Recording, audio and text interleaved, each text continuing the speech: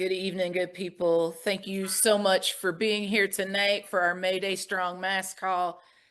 Y'all, I can't imagine all the emotions, all of the fears and anxieties and hopes and dreams that you are bringing to this call. But what I know for sure, my dad would say one thing's for certain, two things are for sure.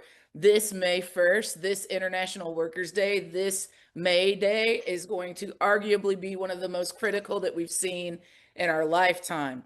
I'm Ashley Woodard Henderson. I'm going to be your host for the night. And y'all know how we do. You're already doing it. Drop who you are, where you are, and what you're doing on May Day down in the chat. Y'all, I'm so excited for you all to hear from this slate of leaders, people that you can trust from all over the country that are coming together all across our differences to make this May Day a historic one. And we're going to jump right to it. I want to introduce first a dear friend, a comrade, a sister in the work, who today is joining us at the very final hour to catch us up on what happened today at the Supreme Court. Don't know if y'all were paying attention like I was, but I just watched the Supreme Court completely gut Article 2 or Section 2 of the Voting Rights Act. And I know that is intentionally to stop working people from building and consolidating our people's power. So first, to kick us off, I have the esteemed privilege of tossing it to TJC's finest, Dr. Barbara Arnwine. Barbara, I'll pass it to you.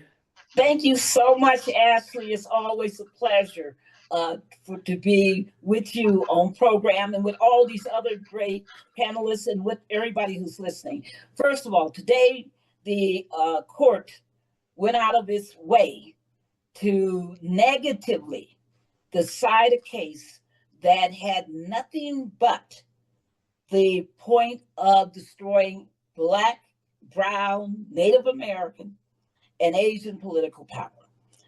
That is what their goal was, and it was to diminish and to make it really difficult for people to use Section 2 of the Voting Rights Act in any districting case. Justice Alito, he wrote for 6 justices in the majority. It is an ugly decision. It's disingenuous. It's as Justice Kagan said in her dissent, it's a betrayal. It's a deep betrayal of the history and the fight that people put up to make this act, the Voting Rights Act of 1965, a reality. 61 years later, everything's changed according to this court. There is no more, racial discrimination that demands that we protect voters in redistricting. They turned the 15th Amendment on its head. It's bad enough what they do with Section 2, but they literally turned the 15th Amendment on its head and try to make it a limited statute and try to impose, despite all the case law, they tried to impose an intent standard that you could only prevail if you can show a smoking gun, in essence, of a state legislature that gets up there and says, we're just going to discriminate against Blacks. That's why we're going to do this. Anything short of that fails. It is the ugliest decision I've seen in a while. One thing you might have noticed about this court is they never, quote, overrule precedent. Instead, what they like to do is come up with some kind of way of, setting it aside, not addressing it. Well, this time they've done something new.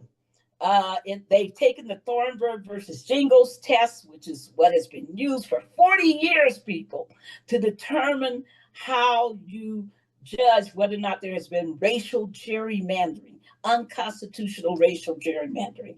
So what they've done is, in this case, they say they have, quote, updated Thornburg versus Jingles, not overruled it, not distinguished it, but updated it. And the update is horrific. It literally strips everything that made the original Jingles decision powerful and effective. There's no more effects test. You cannot, even if you go to court and you want to establish liability, you no longer can argue that they could have drawn a map that would have included more people of color. That in itself is a discriminatory action by this, according to this court. It is the worst thing you can imagine. It's horrible. They don't want to hear about no past discrimination by the actors at point. Right. All they want to know is that, can you show that they did this for a racial reason? And they hide every single thing behind partisanship. Partisanship is the excuse. As long as the legislature said, we did this so only the Republicans can win, they're happy. They're like, that's good. That's legal as long as you're partisan. So that's the evil. So I just wanted to say that, everyone, please join us tomorrow. We're going to go in depth into this case. We're going to talk about the 37 page original, main opinion. We're going to talk about the little dissent from Clarence Thomas. We're going to talk about the major dissent written by Justice Kagan. We're going to also, on that call, talk about what we can do moving forward, because this story is not over. The foot soldiers did not give their blood. They did not take the beatings. They did not walk and march for us to lose our ability to win at this time. We will win, but we got to be very clear. Be sure to look at that Black Voters Matters and Fair Fight report about the 191 Black legislative seats that are in danger, the 19 congressional seats that are now in danger. You got to be watching what your legislatures are going to start doing, because some of them have announced, at least 3 announced today, that they're about to start having redistricting fights immediately. So with that said, I just want people to know that there's answers to this. There are things we can do affirmatively. We'll talk about that more tomorrow, like passing new federal voting rights legislation, like the John Lewis Act, the Freedom to Vote Act, that we can also have Supreme Court reform. That would make a big difference, and state voting rights acts. And lastly, please mark your calendar. Right now, it's coming, July 17th through 19th. John Lewis Good Trouble lives on. A weekend, not a day, a weekend of action. Can't wait to see you. Thank you so much for your hearts. Thank you so much for your hard work. So happy we're having May Day Strong. Can't wait. Thank you. We love you, Barbara, and we are livid. So y'all have heard how we can turn that righteous rage into some productive interventions, the faithful next step we can take. I want you to join the No Kings Mass Call tomorrow, where Barbara and Indivisible and the Legal Defense Fund and so many other organizations are coming together to actually give us our marching orders. And you might say, Ash, what does Calais v. Louisiana have to do with May Day? Well, let's not be confused. One, an attack on any of us is an attack on all of us. That's the labor way. But also, this Supreme Court decision is clearly their attempt to build a political system that shuts us out, everyday working class people. And why would they do that? Well, they do that to consolidate the wealth and power of this minority of billionaires who is trying to decide everything about our futures. But y'all, that doesn't have to be how the story ends. The Supreme Court in and of itself is not the law. The billionaires in and of themselves are not the law. We actually have the people power to make a difference here. And May Day is going to be an opportunity for us to flex some power around that. One of the people that you're going to hear from tonight, next, in fact, is a person who's been a driving force around this May Day Strong movement.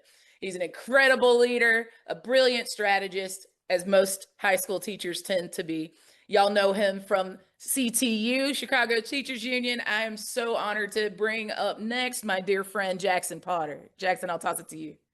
Appreciate it, Ash. And I couldn't start without a history fact. This is the 140th anniversary of Haymarket. May Day is on a Friday. Workers shouldn't have to work Fridays. We need 4-day weeks, maybe less. And that fight was for an 8-hour day. It was a fight against state repression 140 years ago. It was a fight to place workers above the 1%. Does that sound familiar to people? And we did something historical last year. Over 1,200 events on May Day in all 50 states, and we're going to be even bigger and badder this year, more than double the number. And on the heels of what our siblings in Minneapolis accomplished on January 23rd, the high watermark of resistance to ICE terror and federal tyranny that resulted in no work, no shopping, no school action. And now that same action is coming to a city, a township, a village near you on Friday, May 1st, 2 days from now, 2026. And today, as Barbara suggested and Ash has talked about, after the Supreme Court said federal agents could already racially profile anyone they want, they just said any state in the union can disenfranchise Black and brown people. So if we don't stand up now, non-violently, with our movement partners, we will fall into autocracy. And these bad billionaire bosses who are running the White House, they need to be confronted at the ballot box, in the streets, and through labor and community uniting in bigger, broader, and bolder coalitions and actions together. Nothing less is sufficient for the stakes we are all facing, for the mountains we will have to move, for the transformation we deserve to stop this impunity, to fully fund our schools at home instead of bombing them abroad, for housing and health care for all, not just for some, but for everyone, for free child care instead of ICE and their acts of family and child abuse. Think of the alternatives we must imagine and implement opposed to what they're trying to do to our communities. And we've got the antithesis and the antidote to the bad billionaires on this very call tonight. We've got the leader who puts you and I in union, who represents our union siblings across the country and is pulling out all the stops to organize and put us into formation in this critical moment where the stakes are so high. So everyone, drum roll, join me in welcoming Liz Shuler, president of the AFL-CIO. Wow, that's amazing, Jackson. Thank you so, so much. And thank you for those inspiring words and for your leadership. And wow, I'm in awe. So thank you so much. I want to thank the Mayday Strong Coalition, of course, the Indivisible team for bringing us together. And most importantly, all the kick-ass organizers and activists on this call tonight. So it's an honor to be with you. Again, I'm Liz Shuler, president of the AFL-CIO, and with me on my shoulders, I'm bringing the voices of 15 million workers across 65 unions, and many of whom are on this call tonight, and you're going to hear from too. So I just think about the work that we all do together to make this country run, and that's why we're here tonight. And I am fired up to see the turnout, which just seems to grow every single time I'm on these calls. And as we're going into, as Jackson said, one of the most important and sacred days of the year, if you are a worker in this country, May Day is your day. And Jackson said, you know, the American labor movement's been celebrating this day for 140 years now, basically. Of course, honoring all those who came before us, who were standing on picket lines and have gone on strike and stood up to power, and in a lot of cases were killed so that we could have the weekend and the 40-hour work week and safety on the job. Those are the shoulders we stand on. So let's not forget that. And so I can't tell you how excited I am to see this movement grow, to see workers all over the country, you know, whether you're in a union or not yet in a union, making May Day a true day of action. And that's what we're all here for, is we want to drive action. And this is the moment to do what we do best, and that is mobilize and make, as Ash said, the biggest statement yet, that we are not going to stand for what is happening right now. Because workers all over this country, whether you're in a big city, a small town, deep in rural America, we are all connected by the frustration, the anger, that we feel with the status quo. And I'll tell you what, I've been looking at these poll numbers. 87% of Americans say that we're in a cost of living crisis.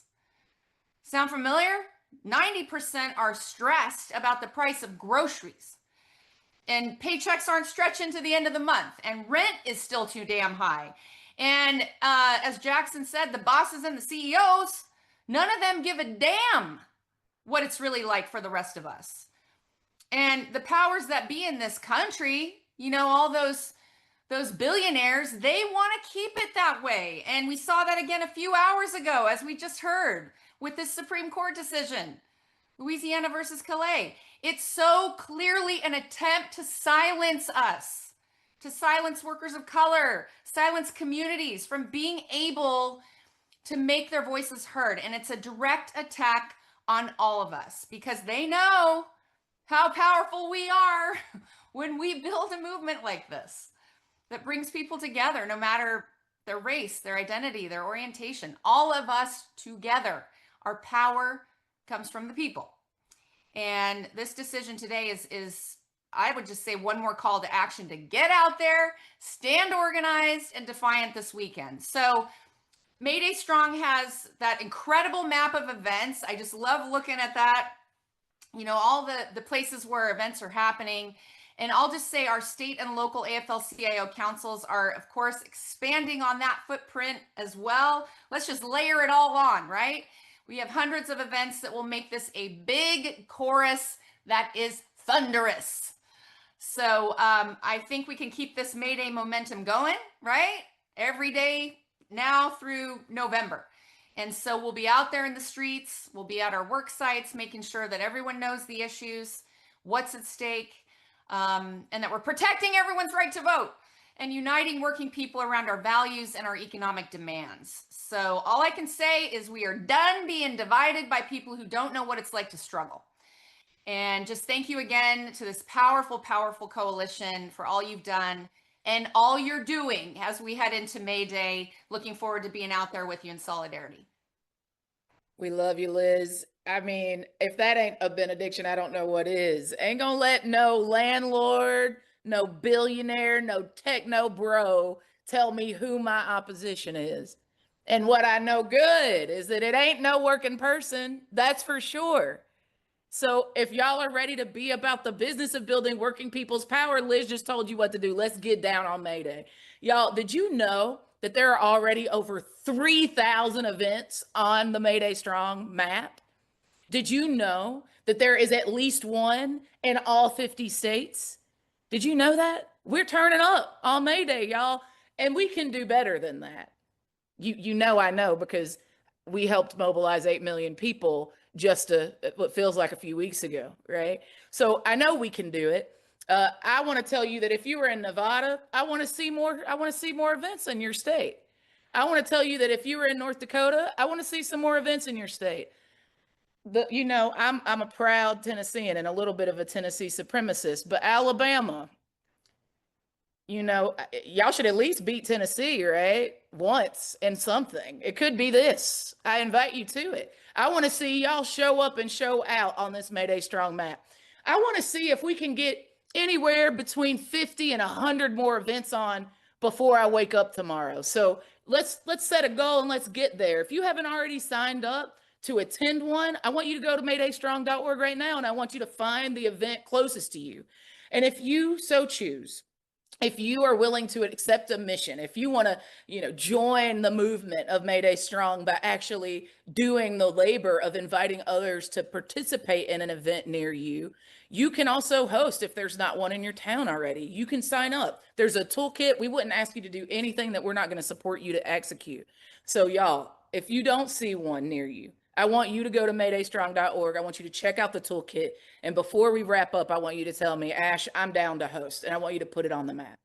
Because if we don't do it, no one else is coming to save us, my loves. This is the work that we have to do to prove and flex our people power, to Liz's point, on May Day and toward November 26th. But y'all know that's not where we're stopping. This is a lifelong commitment, but certainly they're going to see us shake, rattle, and roll November of 28. And if we don't get what we need as working people, we'll keep building our people power until it's done. The story's not over if we haven't won yet. So I'm going to again invite you to come together, be inspired, be pissed off, be ready to change the conditions yourselves. I know we're ready to go. Let's make sure we've got an action on the map for the morning of May 1st. Get your neighborly gathering on there, your art build, your rally. I want to see all of it on the map. Up next, I am so honored to bring to you Zainab from Sunrise Purdue, a student leader who is rocking this May Day. Zainab, I'll toss it to you next. Hey Ash, thank you so much for having me. I want to talk to you guys a little bit about what we've been doing here at Purdue, but I want to start off by saying we started our Sunrise chapter here in West Lafayette. It's a community hub, not a school hub, but we're focusing on the Purdue community. We started this chapter, I want to say, 2 months ago, and we have 14 members, and we've all rallied to make May Day happen here in West Lafayette. We're partnering with other organizations like YDSA and the SJP, which is Students for Justice in Palestine, and Students for a Democratic Society here at Purdue. So we're doing a joint event for May Day. We're walking out at 1 p.m. We're asking students and workers to walk out, come join us at our school local quad. And yeah, we've been prepping for this for about 2 weeks now, which is not a very long time because the first, month was just building our base for our new hub. And so this is very rushed, but I want to say I'm very, very excited for Friday because despite it being rushed, a lot of people in our community are very, very excited to show up. We just had an art build last week that people showed up for. We made some cool art for May Day. We've invited a lot of speakers from student organizations and local businesses and just community members to come to our May Day event and talk to us about, billionaires and war and ICE, but also we want to, have a few speeches celebrating labor history and union history because that's what May Day is about. And we want to remind our community of what we've accomplished in the past so we can remember what we have the power to accomplish as a collective. So I personally started organizing here at Purdue 2 years ago, and I hadn't really found the right place for me until this semester when I joined Sunrise because we live in Indiana, we live in kind of the middle of nowhere, and there's not much going on, and I've met all of these great people that want to do good for our community, and I was like, there's just a whole bunch of us that want to make things better for us. Why don't we get together and make something happen? So I'm really excited for May Day. And I think what we all need to remember is we're all doing this because we love each other, we love the planet, and we want to make things better, not just for us, but for the people around us, for our community, for each other, for people across the globe that we don't even know. So I think if you can channel that love in your heart for the people in this world and for the creatures of this world and just for this world in general, and if you can truly feel that and you really want to do something to make things better for all of us, please, please, please, go to May Day Strong, find your local May Day event and join wherever it is. If you are in or near West Lafayette or Lafayette, Indiana, please come to our event. We'd love to have you. If you want to talk at our event, we'd love to open the floor for speeches. We want to hear from members of our community and we want to make things better. And we want to show the ruling class that the people united have infinite power and we are undefeated and we just have to channel our energy. Thank you, Ash. Tatum got me lit. I'm ready to go. All we got to do is prove the concept, y'all. And it's actually not a heavy lift. All we got to do is show up and show out together. That's it. On May 1st is our next time to take an open book test about whether or not we're down to do that. I got to shout out Bradenton, Florida, because y'all clearly are going to have a May Day Strong event. I see you in the chat. I'm cheering you on. Y'all, I want to see which state can have the most events on the map, right? So like, you know, I'm here for the hometown pride. I absolutely know that Chattanooga, Tennessee is absolutely going to be amazing. And like I said before, I think Tennessee is going to be the state that gets the most things on the map, events on the map. But you know, y'all can prove me wrong by getting your town, your hood, your holler on this map. I'd love to see it. Next up, you're going to hear 4 amazing speakers do some quick rapid fire rundowns on what May Day is going to look like for them. To kick us off, I am honored to bring to some and introduce to others Keith Ballard from Bull City. Shout out to Durham, North Carolina, the Deputy Director of the Union of Southern Service Workers. My brother, I will kick it to you. Awesome, awesome. You know, Ash, North Carolina is right next to Tennessee, so I don't know. We may be in this healthy competition with you, because I'm here to let everybody know Durham, North Carolina, Bull City is all the way in. We are 10 toes down on May Day. No work, no school, no shopping on this May Day, y'all. It's exciting. There's been so many events that have already been going on and to engage the community and canvassing things, but it's just really incredible. And I just want to share with y'all just a little bit of what's going on in North Carolina, in the Bull City. So right now, what we are seeing is that there are over 50 small businesses in Bull City that has committed to stand with working people, families, faith communities, all of that. And some of them are standing with them so much that they choosing to shut it down, shut their doors for the day. Shout out to Barrio and the Durham Hospitality Worker Alliance for helping make this happen, y'all. It's not it. It's not over, because we have 42 child care facilities that are choosing to shut it down in the Bull City with, and that's just in the Bull City, because we have 129 facilities that have committed to shutting it down throughout the state of North Carolina. Y'all, this is some amazing work that is going on in our communities. Major shout out to Care and Action for the incredible organizing that's going on there, y'all.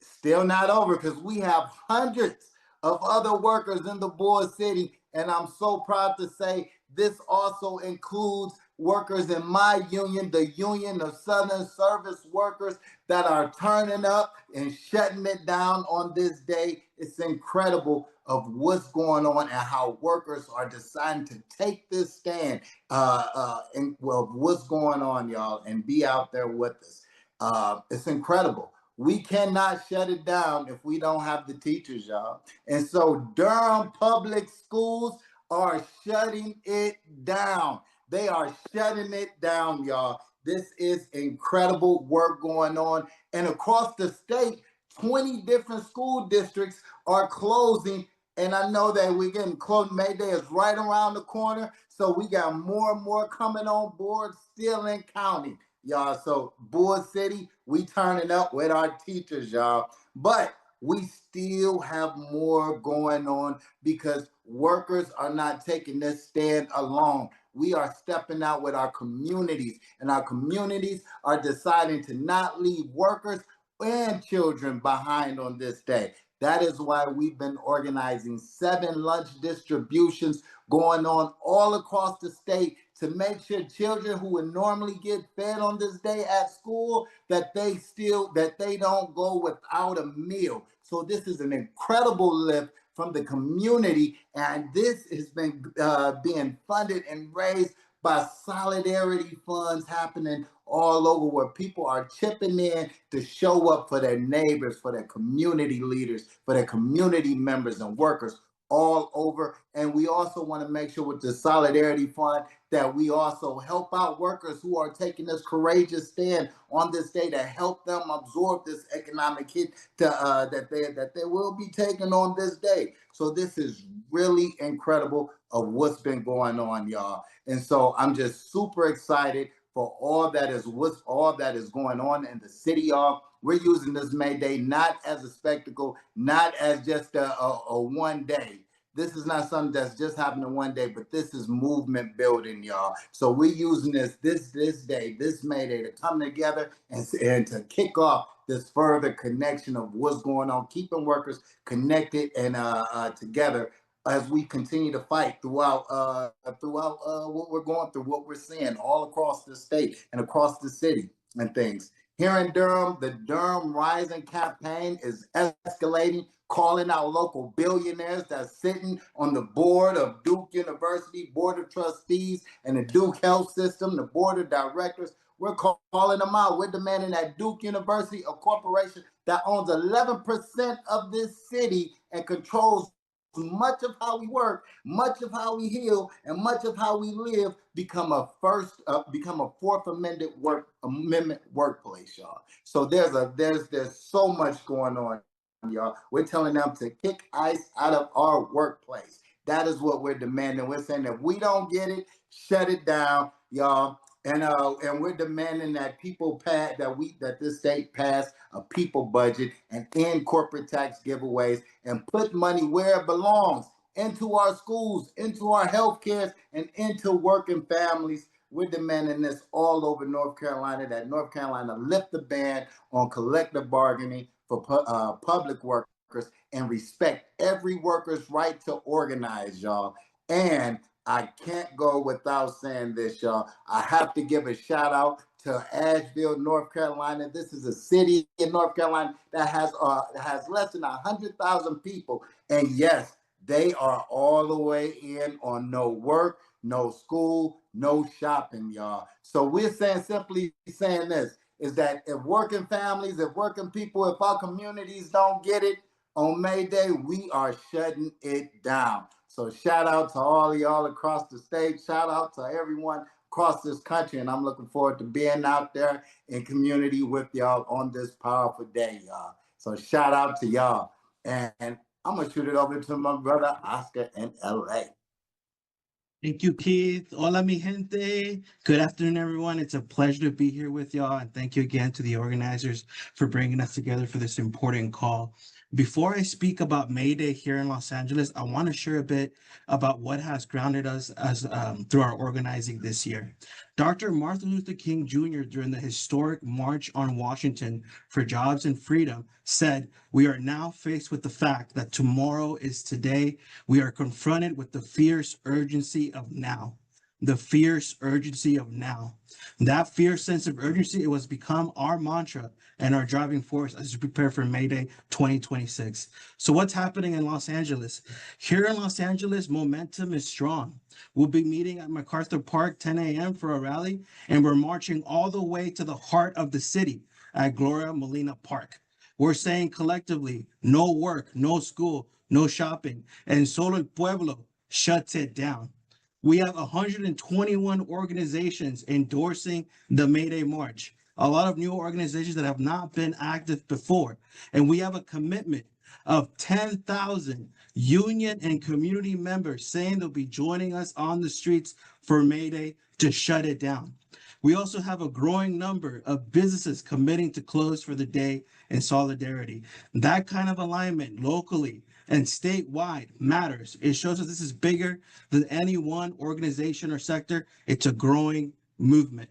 And across California, people are also shutting it down. We have 30 coordinated actions throughout the state. From the border to the Bay, we have 30 actions where each action is localized, but all under the same banner of shutting it down, no school, no work, no shopping. In terms of messaging, there are two big pillars. First, immigrant communities are demanding more than defense. We are saying clearly that while ICE While ICE out and opposing raids, detention, and family separation is good and needed and important, we must also fight for something bigger. Citizenship now, legalization for all, permanent protection for our people, so that the violence we saw last summer in LA and in Minneapolis can never happen again. Second, workers across the country are embracing economic withdrawal as a tactic, using the power of labor and spending to send a message that working people cannot be ignored.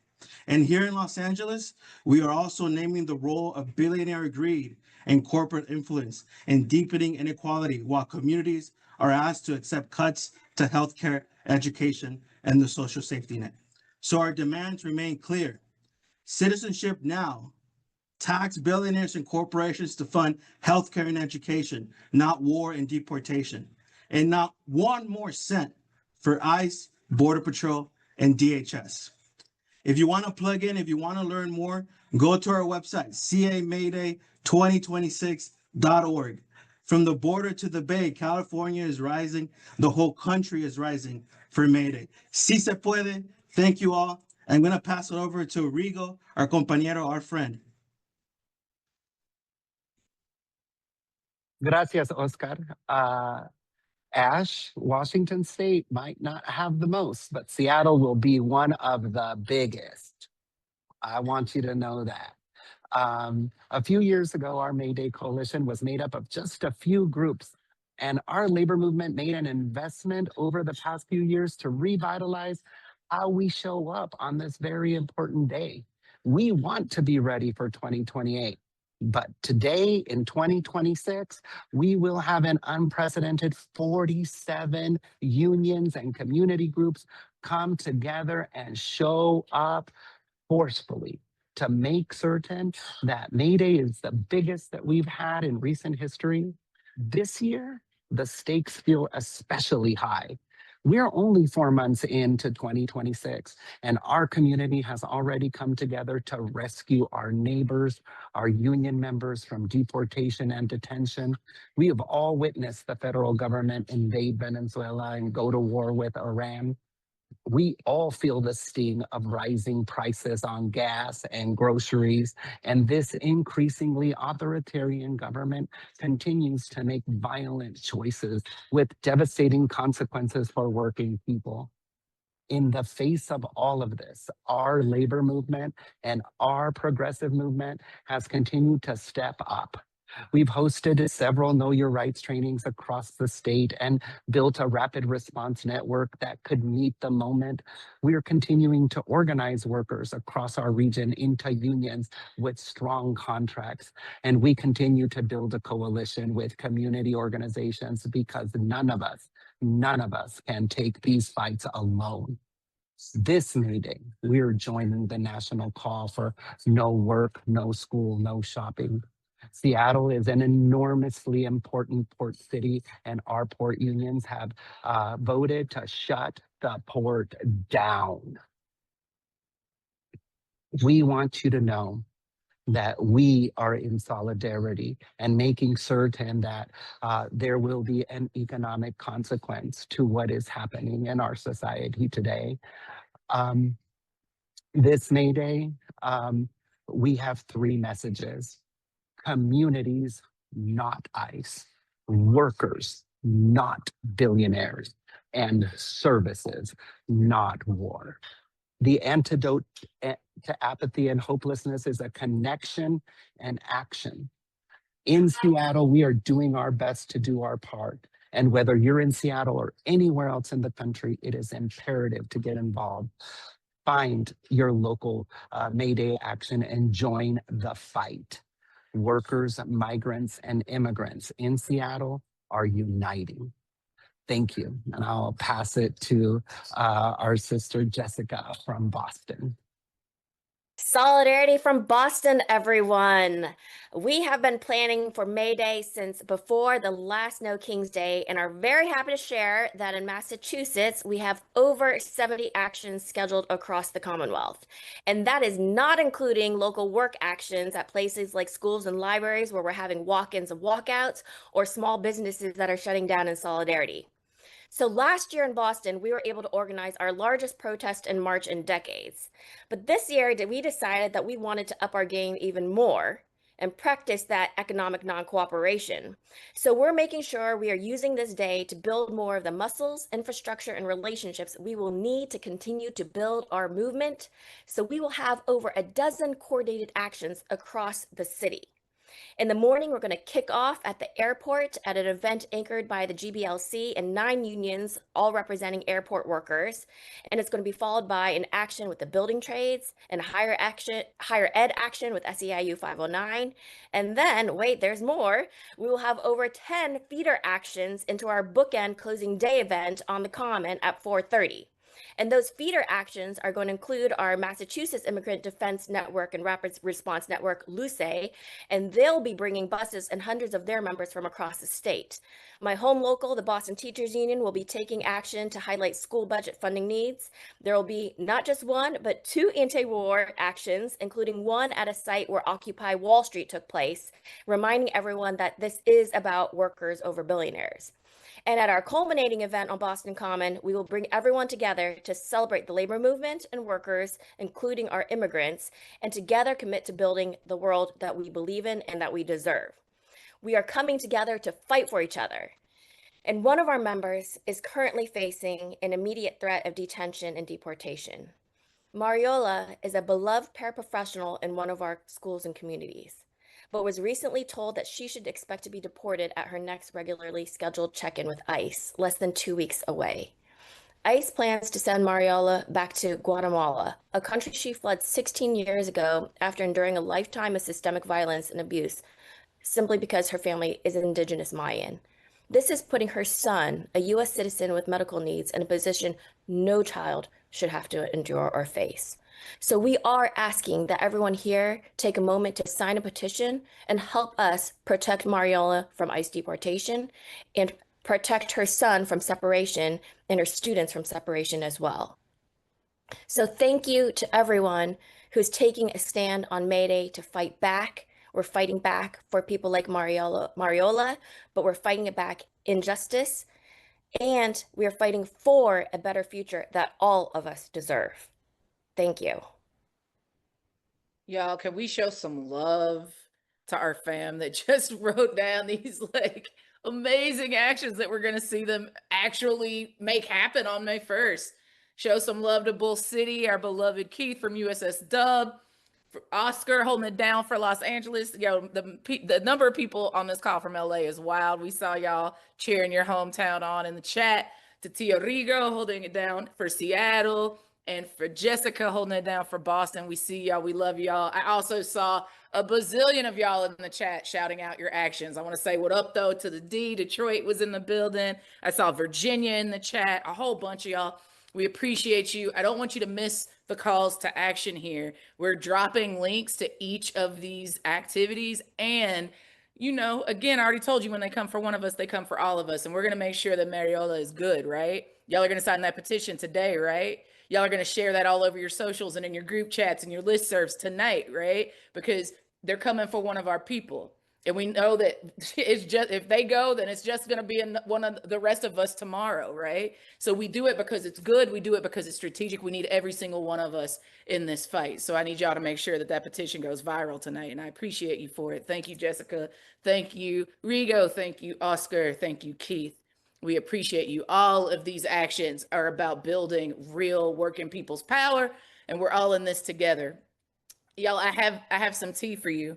I'm gonna introduce the next speaker, who is one of my favorite humans on the planet. But I also just got word that we actually have a really important special guest that's gonna go right after Leah. So I know it's late, and I know we're coming up on the hour, but there's some speakers you're not gonna want to miss, including our surprise guest. I promise you don't know that this person is coming, and you're going to want to hear what they have to say.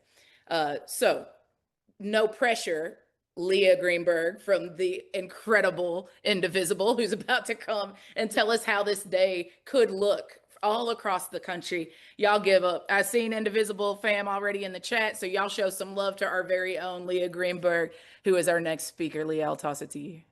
Thank you so much, Ash. Such a pleasure to be here with you all tonight. Hello to Indivisible folks in the chat. Hello to everybody who is organizing. We're really proud to support a network of thousands of local groups organizing in every state across the country to fight authoritarianism and demand a just and inclusive democracy that works for all of us.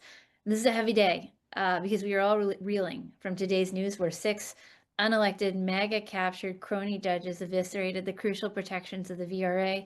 Another step in their big long-term plan to capture political power permanently for the white and wealthy few, to enshrine the power of that set of billionaires and the class of folks across who will continue to dictate the rest of our lives. We got to fight back. We've got to do it everywhere because we are all in this together.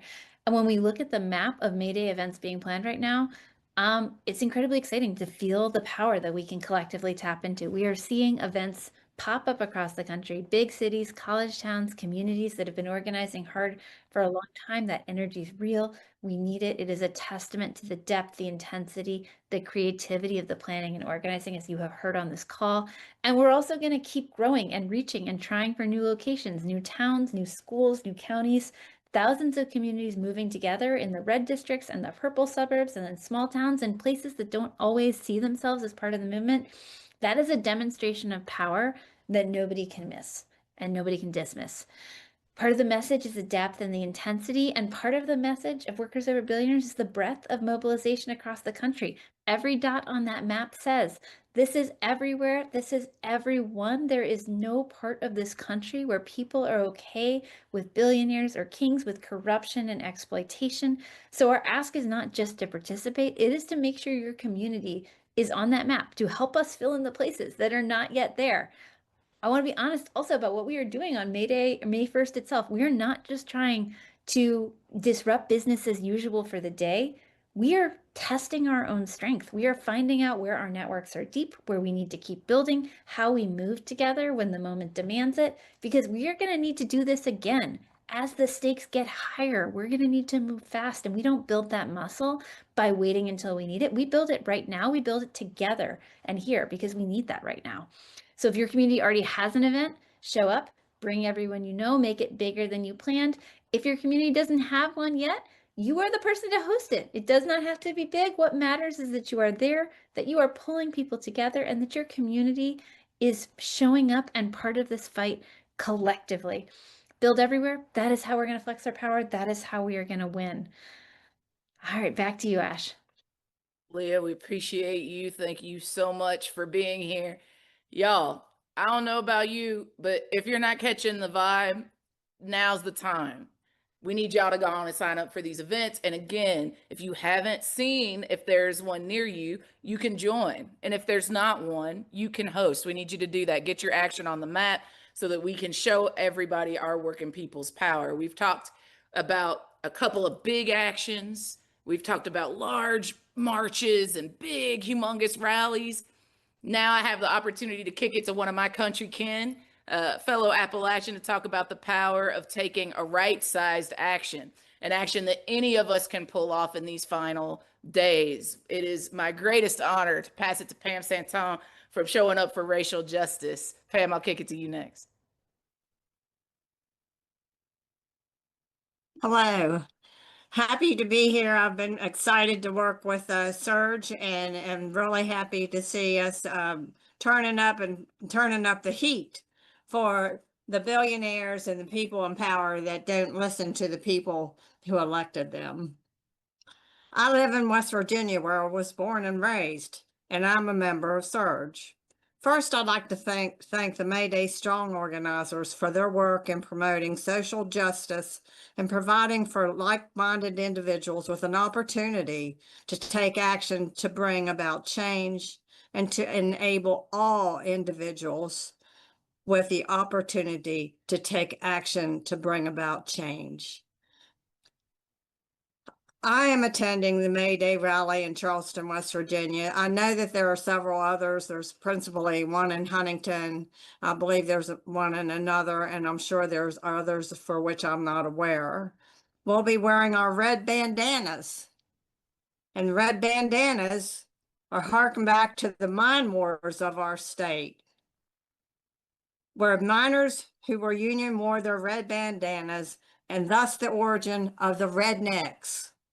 So we're all excited. A group of friends and a number of folks are going to be attending there.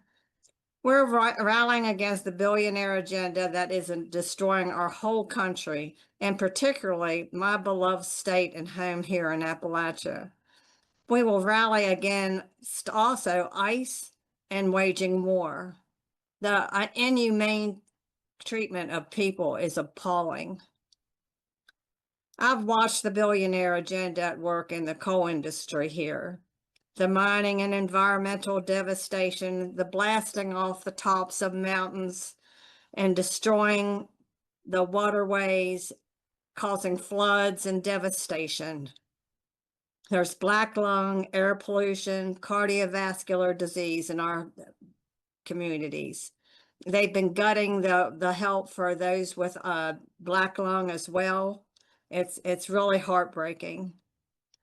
Layoffs are prevalent, and there are few attempts to diversify the economy to improve the education systems to better prepare workers to transition to alternate industries. I spent a lot of time with people in the coal communities. That was where I was working with programs to get education and training and to transition people for a rapid response into other employment. People would always tell me how much help they needed. They would come up to me because I drove a state car and they knew I was from outside. They're little small communities and they know who's coming and what they're doing. They talk about how they wanted their kids to be able to stay in West Virginia and thrive, not to lose ground. Instead of providing for citizens, the government has propped up the coal companies. Instead of bringing in sustainable jobs or clean energy, IA and industries are being introduced across the state with false promises of more jobs and no environmental impacts. We have been here before. A state bill was passed which imposed 6 data centers in 5 counties and bypassed the input of the local communities and local governments in their ability to enforce local zoning regulations.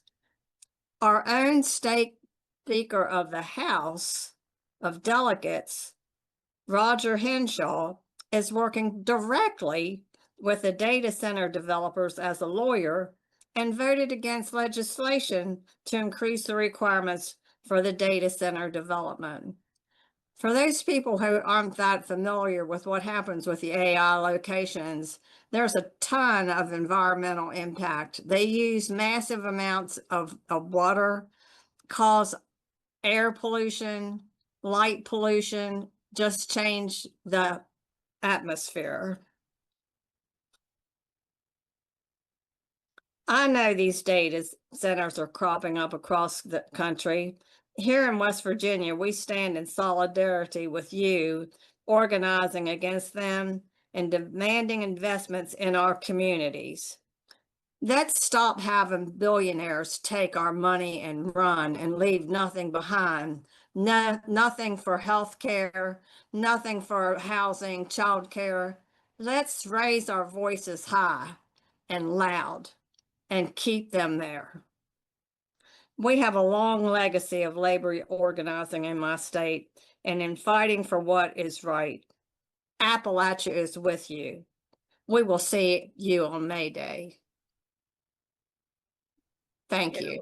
Pamela, we love you. Thank you so much for being here. I saw a bunch of West Virginia Strong in the chat. We appreciate y'all. Thank you to the Showing Up for Racial Justice fam. You rep them so well. We appreciate Thank you for everything you all have done. Absolutely. Absolutely. Y'all, again, get in where you fit in. Doesn't matter if you're in a red state or a blue state or a purple state or an orange state or a green state. We just need you. We need working people to stand up and show out on behalf of each other, that we can show this country and the world that we believe in workers over billionaires, and we will actually sacrifice. We will put in our own work to make sure that we live in a society that values our workers over billionaires. May 1st is our opportunity to test that power. And again, it can be massive. We love those. But honestly, it could be one sister with a sign on the street and I'd be just as proud. Maybe even more, because it's even scarier to do that, to go out on faith by yourself. But what I know about workers is we don't let anybody do anything alone. So again, I want to invite you to go to maydaystrong.org. I want you to look at the map. I want you to sign up for the events that are there in a town near you. And if you don't see one, or you just want to add, because there's other cool stuff that could happen all on the same day. And like Liz said at the beginning, we could layer all this up into a massively beautiful quilt for May Day. I want you to host. And again, I told you, we wouldn't ask you to do anything that we wouldn't support you to do. So there is already a toolkit on the maydaystrong.org website for hosts to walk you through the steps of how to get it on the map and what you do to make sure that you have an excellent event. So again, I need you to go to maydaystrong.org. I need you to sign up to attend an event. And even more, I want you to sign up to host if you don't see something on the map near you. Now, I've seen a whole bunch of folks in the chat being like, yeah, man, we don't want billionaires extracting wealth from our communities. But even more, we want to direct where wealth actually does go, right? We want healthcare, not warfare. I've seen that in the chat all night.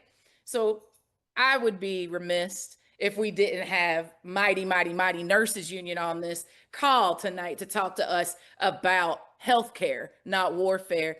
To kick us off, I get to toss it to the National Nurses United one of the National Nurses United presidents, Nancy Higgins, and she and Terry are gonna break down for us why we should be thinking about healthcare as we hit the streets this May Day. Miss Nancy, I will toss it to you. Good evening, and thank you for having me today. My name is Nancy Higgins, and I'm a registered nurse. I am also one of the president of National Nurses United, the country's largest nurses union. And also, we are taking action on May 1st for May Day. And I'm also a nurse working in Brooklyn, New York. And I am glad we are on this call together in solidarity as working people during a time of historic crisis and opportunity.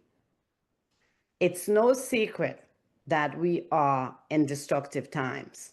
That's why for May Day and beyond, we must be more creative than ever in our organizing. As a registered nurse, I know that health is determined by so much more than what happened in a hospital bed.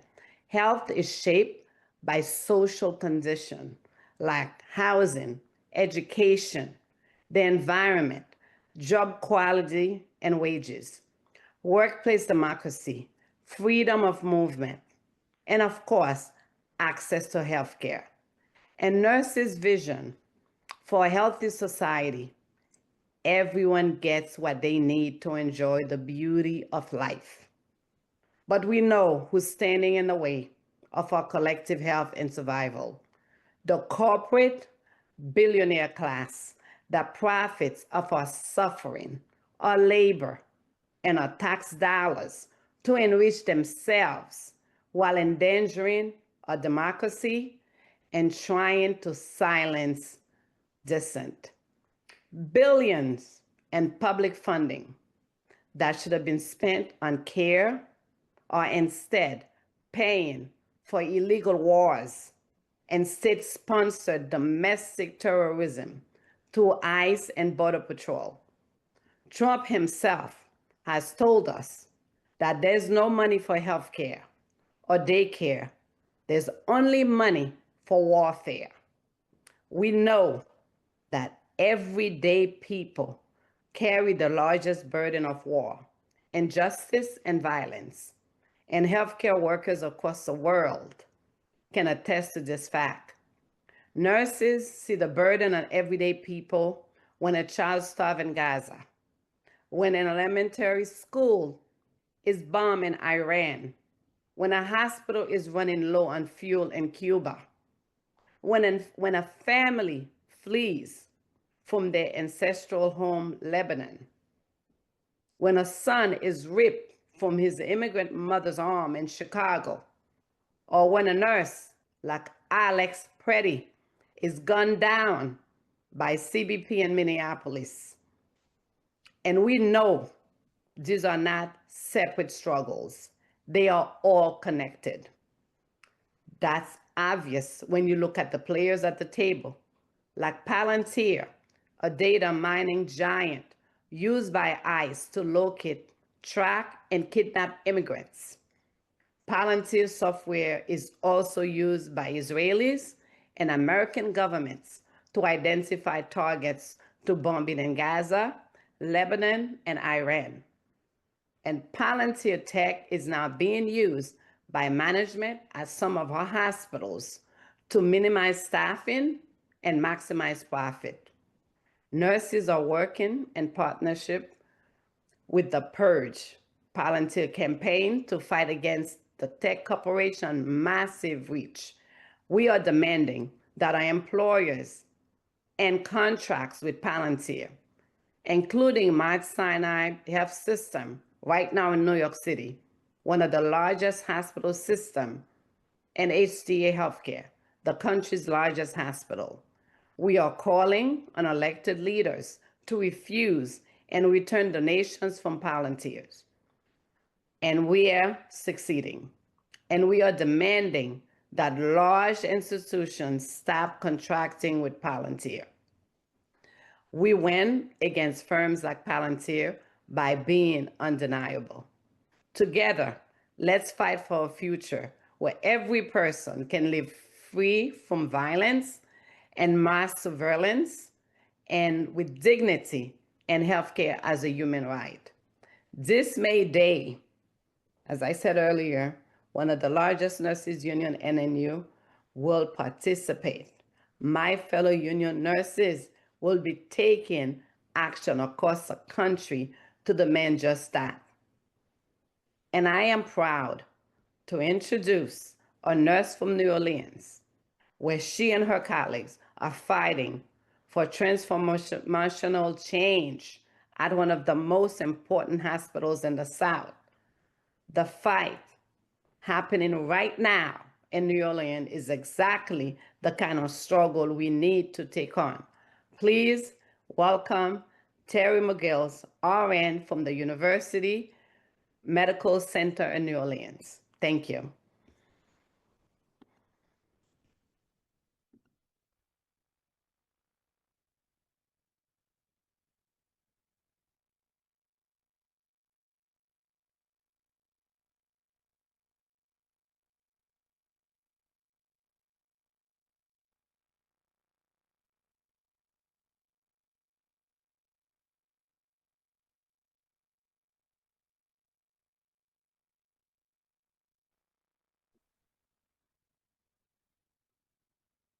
She's muted. Y'all give us a second. You know, we having technical difficulties, but Miss Terry is getting this computer unmuted so she can talk to us. Y'all give us 1 second. Unmute. Okay, There I'm we back. go. Had to do some rearranging. So hello, I'm Terry McGillis from New Orleans, Louisiana. And as we've seen today, Louisiana is definitely not in the forefront of anything that is progressive. In New Orleans, although it's known as the Big Easy, there's nothing easy about our fight. I want to say that I came to work at UMC, University Medical Center, after decades of running a community mental health center, taking care of the least, most vulnerable served in our community.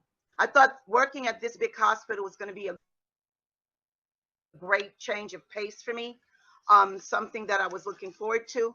And I was more than pleasantly surprised to know that I walked into what I found was fellow nurses organizing a union to demand better care for our patients and for our profession. Because our management, the Louisiana Corporation, Louisiana Children's Medical Corporation, was endangering our patients and our licenses for the sake of their bottom line and putting patients over profit at every turn. I've been fighting for better health care and to address disparities in New Orleans for decades, my entire life, through my health care, through my activism.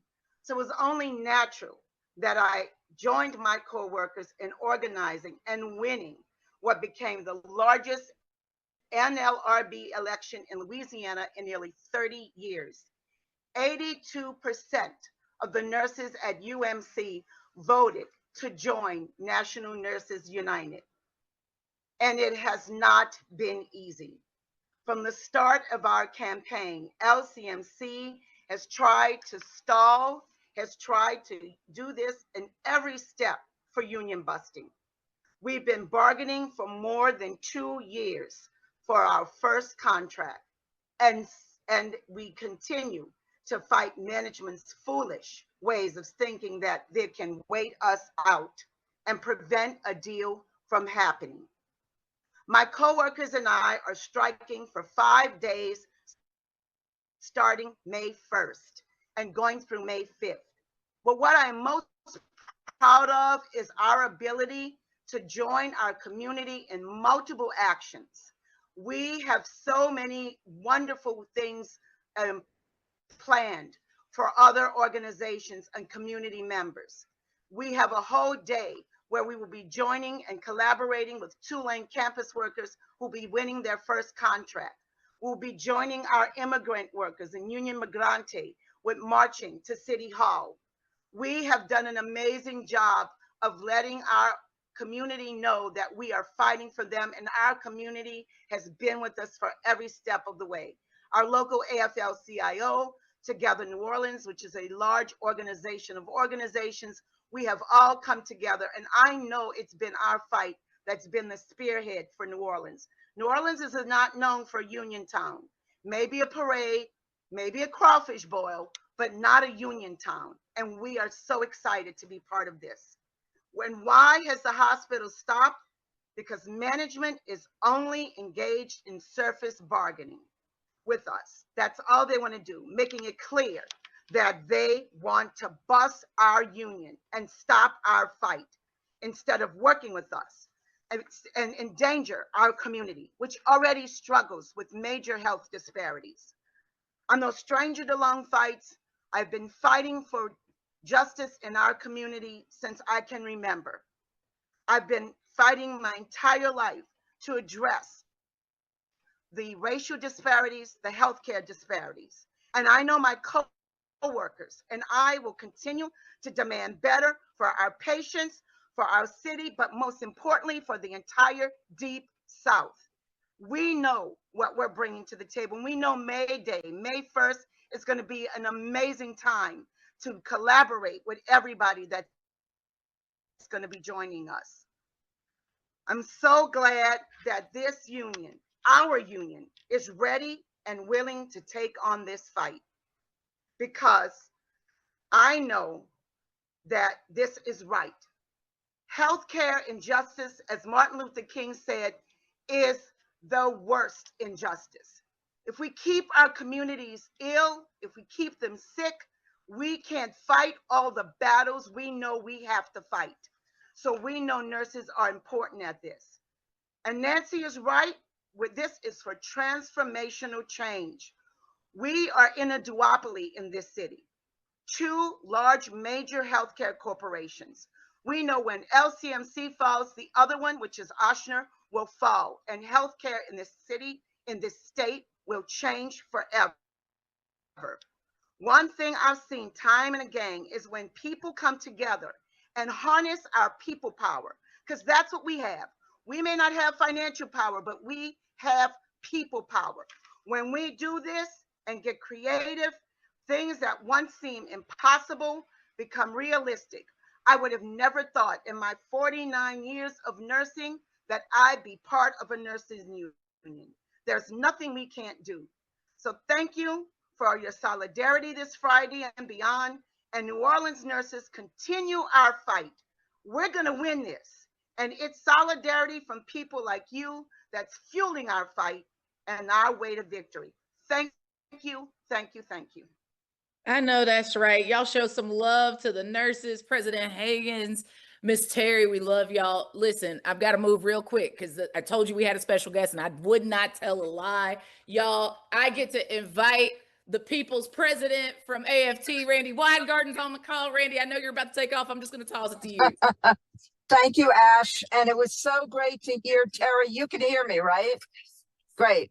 It was so great to hear Terry. I love this. The nation's largest nurses union and the nation's second largest nurses union back to back. The nation's amazing CTU and so many unions that are here right now. But this time, this year, it's not just unions that are fighting back on May Day. What has happened is, just like with so many of the other events and the resistance, is that we may have started it, but so many non-union workers are part of the May Day Strong movement right now, because people see all across the nation that affordability is an issue, the cost of living is an issue, that people want to have a better life. Those who voted for Donald Trump, they actually thought they were going to get a better life, and instead they have higher gas prices and a healthcare system that's broken.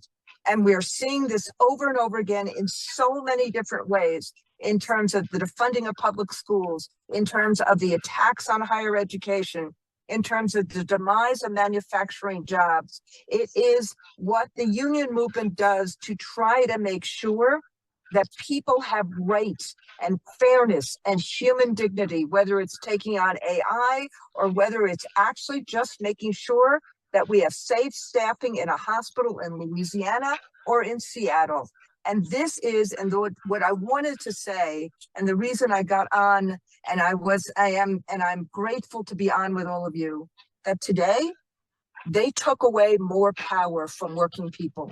They took away power. They gutted the Voting Rights Act, and they want us to be demoralized, just like when they tried to defund all of public unions in the Janus case. The Calais case today is a way that they are stealing seats from people in the United States of America. The way in which people got power through the Voting Rights Act, in one drop of a hat, in one opinion, they're trying to steal all those seats from people who have suffered and struggled for generations. And so this May Day, we're not only going to be out there fighting for fairness, fighting for economic dignity, but this May Day, just like Chicago is doing, we're fighting for civics. We're fighting to ensure that people have the right to vote and then go vote. And so what we're doing tomorrow night, we just changed we've pivoted and changed all of our plans. We're going to be out there on Friday, 5,000 events strong from coast to coast. I'm sure people have talked about them. We're showing up in this economic way, the way labor has shown up in solidarity on May Day for generations. But we're also doing this. I'm writing a letter to all of my members tomorrow night, 1.85 million strong.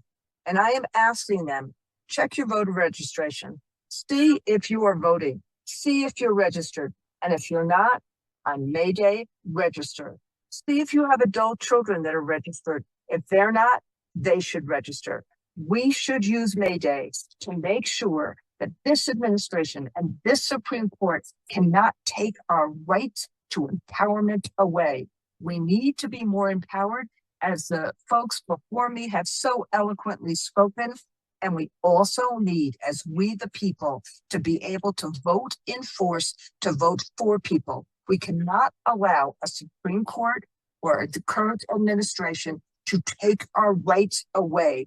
We need those rights so we can not only envision, but we can actually have a better life for all Americans, for all workers, for all people who want to live in dignity, for people who come to this country for the American dream, for people who are born here and for people who are not born here.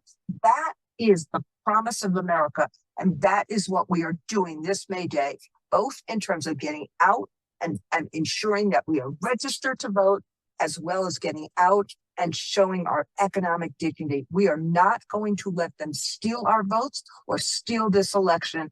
The American people need to be the American people and ensure that our rights are respected and protected. Thanks, Ash. Randy, we love you. Safe and easy travels. Beloveds, I know we gone over the hour, but I told you it would be worth it. And I can't imagine a better person to round us out than Randy Weingarten, president of AFT. We appreciate you. Y'all, I need you to show some love for tonight's speakers, for the incredible life-saving work that they're doing, for the courage to lead in a time such as this, for all of the wisdom they imparted on us, for every labor union that's represented, every community organization. We're building worker and community power on this call tonight, and we're going to show them what it looks like when we get it right on May Day. So again, I want to remind you that today is a day for doing. This call wasn't just to make us intellectually more smart. It wasn't just to inspire us. It was actually to get us to move. This call will be successful if we actually show up on May Day together, y'all. So I need you to go to maydaystrong.org. I need you to sign up for an event. If you can, I need you to put another event on the map by hosting. And y'all, just to wrap this up, I want to be real about what time I think it is on the clock of the United States by quoting an OG in our movement game, Gene Sharp.